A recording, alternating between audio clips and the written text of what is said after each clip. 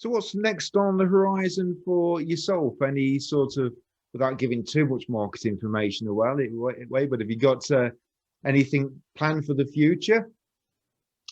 Yeah, I do. So right now, obviously, my focus is on promoting these two pedals as much as possible, which until now seems to work out great. As I said, there are a couple of reviews, videos from independent YouTubers on the way, and yeah. So as soon as that's there, I'm going to share them. And yeah, I'm working on more stuff. I'm working on a pretty versatile double drive pedal that kind of incorporates what we talked about earlier. You know, something that works in front of every type of amplifier, which means that the normal tone control is not enough, because it's going to either give you something that's too dark or too bright, or it's in the middle and you're missing kind of mid-frequency ranges. So I'm working on that. I am also working. I want to get into the tremolo reverb gain, but certainly with a twist and with a couple of options that you don't find on other circuits. I love tremolo. In fact, I've got so many pedals, but I won this one in a competition quite recently. It's an optical trem. This looks great.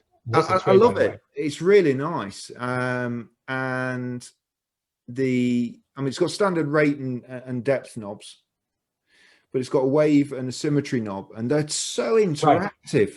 Right. It's first time I plugged this in, I thought it's not a one-trick pony. Like, you know, no. I suppose it could be very easy for a tremolo pedal to fall into that kind of category. There's so much available with that pedal. Incredible. Yeah.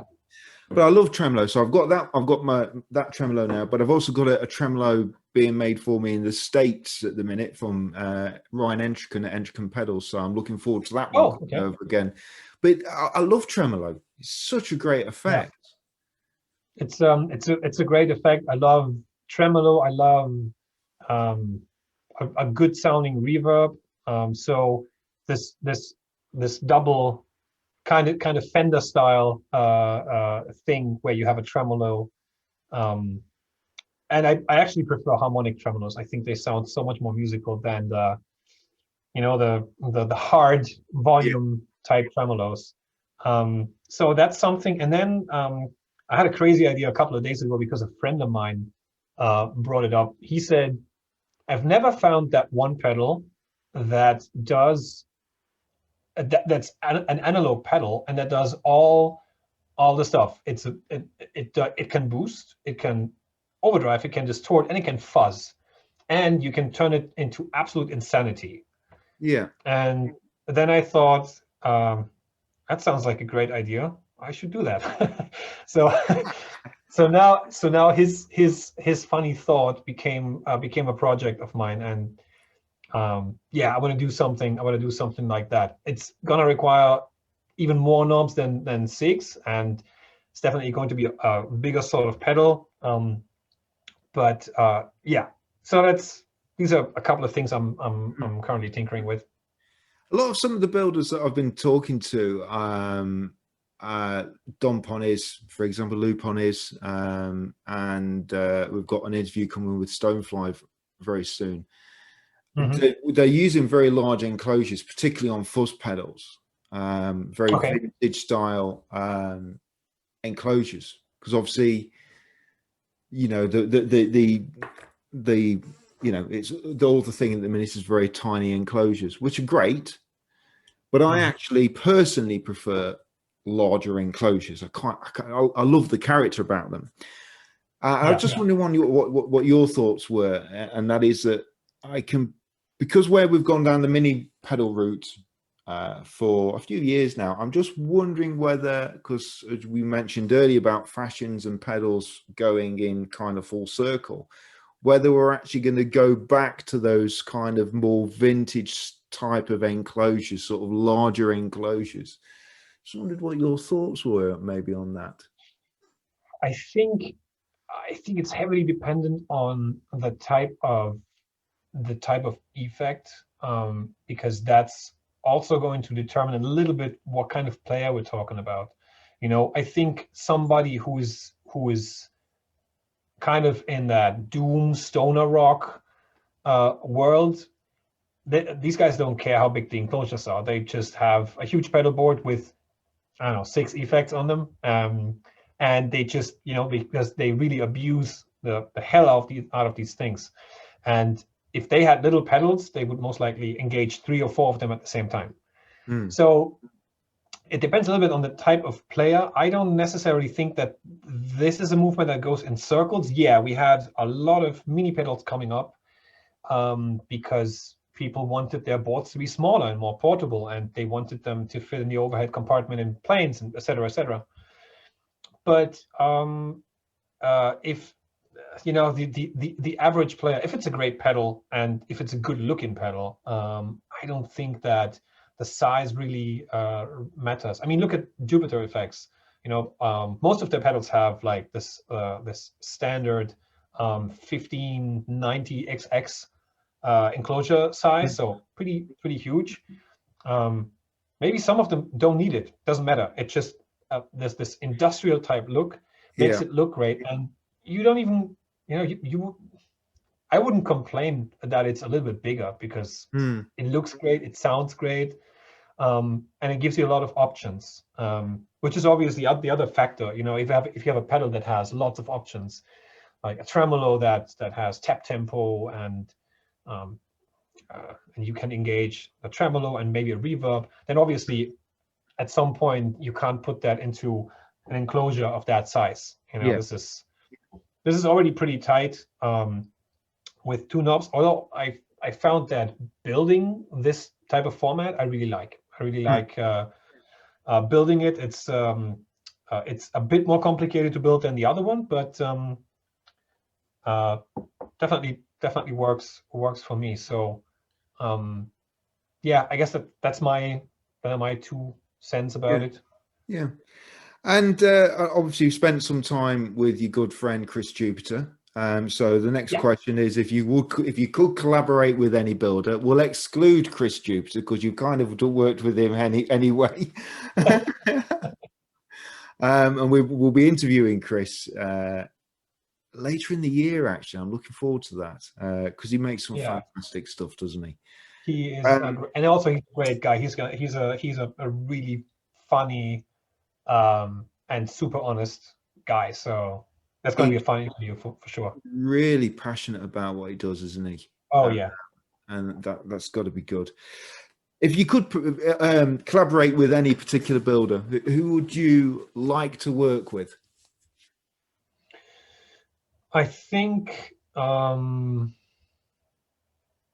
think Thorpe FX is someone that I would like to, because I just like his style. He's just this military. I mean, he is ex-military as far as I remember. So that's right. Yes, it's like this absolute tank of a pedal. That's you can't destroy, which because you have one.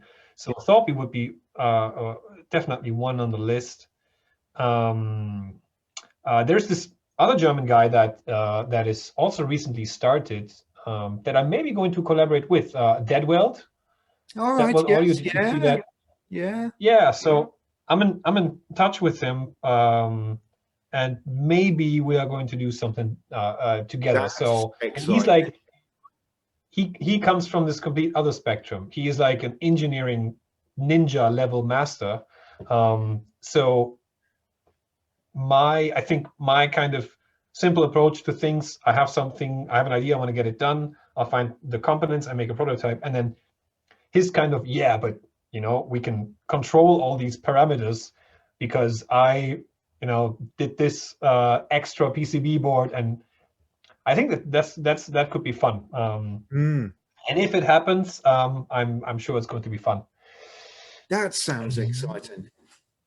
And then, another guy that really inspired me as far as effects go is Robert Keeley, and I had the pleasure to share a hotel with him, and on several occasions the hotel bar in the evening. and we talked a lot, and his knowledge is just, it's just phenomenal. It's from another level. It's just so I think these three guys are definitely would be my top three. Great builders. Adrian Thorpe, yeah, I remember seeing Adrian's work, his pedals.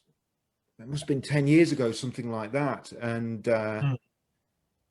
see how he's grown in the industry. It's fantastic. Oh yeah, he's got to be one of the biggest success stories in the, certainly from the UK. That's for sure. Yeah, I mean that Team Medic that I have, there's two switches. The left-hand switch, well, the right-hand switch engages boost, and the left-hand switch engages additional boost. And I cannot. It's very strange because no matter where my amp is and where my amp's clipping, it just boosts the signal. I don't know how it does it. Yeah. Because, you know, you get to that point where you're clipping the amp and there's no headroom left. And even if you switch a boost pedal on, you don't get that volume boost. With that, it just seems to boost forever. I don't know how he's done it. And I've got to contact him. I'd love a dedicated, just a dedicated pedal with that circuit from that left boost, with an adjustable that you can adjust it. Because it doesn't, as I said, it doesn't matter where the amp is. It just boosts it into, it's incredible. Incredible pedal. Yeah. So this guy is an absolute genius, that's for sure. Yeah. And what would your three desert island pedals be? What are your three favorites? So one that I could definitely not live without is the GFI system Specular Tempest. Do you know that? I've not seen that one, no. It's a delay reverb, and it's kind of it has the same, I want to say it has the same feature set as, for example, a Strymon Timeline, but it's so much easier to handle, so much more accessible. You can there is an editor for the computer that you can use if you want to really deep dive in, but there are 4 controls, and these 4 controls give you everything you need pretty much. It's super small. It has the form factor is amazing. It has MIDI in, MIDI out. And what I like the most about it is it has an analog signal path. So your signal without any disturbance runs through the pedal, and the effects just get mixed in, kind of like if you had a parallel effects loop. Oh, I see. So that means that so that means that although it's obviously a digital pedal, your signal really remains clean and like untouched in a sort of way. So the Specular Tempest. Then I actually have it. Let me just grab this. I'm going to have to check. I'm just writing that down. I'm going to have to check it out. It sounds interesting. I am looking at another delay. So that's the Specular Tempest here. Oh wow! Super small. I have seen it. I have seen it on posts and things like that. Yeah. It's an amazing pedal. I definitely couldn't live without it, and I have a 3-button foot switch attached to it so that I can switch presets and tap tempo and everything. So, which brings me to pedal number 2, the Kaleidoscope that Chris Jupiter builds. Yeah, it goes from your kind of standard, lovely spring reverb to something that has nothing to do with the reverb at all. It's like like not your typical reverb. Yeah. So that's the one. And then if I would have to choose, you can actually choose your own. I can choose my own. Yeah, I choose that one. Yeah, I choose that one because I've made it because I also wanted to solve some of my problems with different amps that I had. I have this, maybe you can see, I have this Engel Ritchie Blackmore, and it's a great amp. It's pretty much a hot-rodded Marshall, if you want to, that was built by a German engineer, not by a British one. It's a great sounding amp, but the issue is that it just at some point doesn't sound round and full enough. And with the all you can boost, it actually does. And if there's some low end rumble I don't like, I just fade it out. So and it works great in front of a Fender amp that I have, and it works great in front of the amp one that I have. That's if I have something where I gig and it needs to be super portable, I take this one. So yeah, I think this is my number 3 list, the 3 Desert Island pedals. Excellent.